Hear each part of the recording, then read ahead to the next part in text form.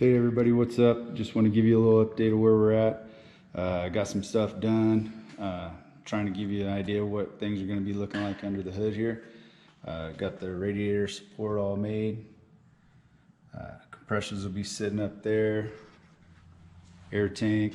It'll have the valves and everything down there once it's all set. And then we got most everything on the inside done. Pretty much getting to the point where we're going to be doing some painting in here.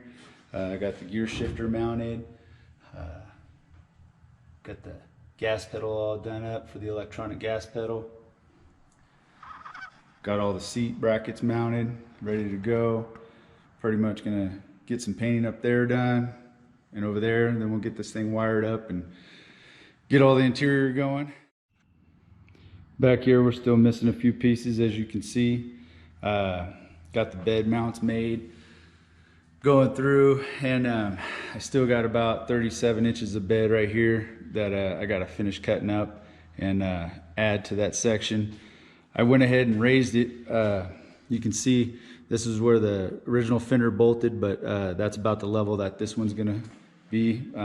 Unfortunately, because these tires are huge, 12 inches wide, I gotta add about a 6-inch section of metal to the fender to be able to get it to sit right. I'll be working on that today. But other than that, everything's starting to kind of come together, getting to the point where we're gonna be getting some bed done, all the wood, all the new rails, everything like that put in to where we can start mounting all that stuff. Looks like a lot of work, but it's getting there, almost done.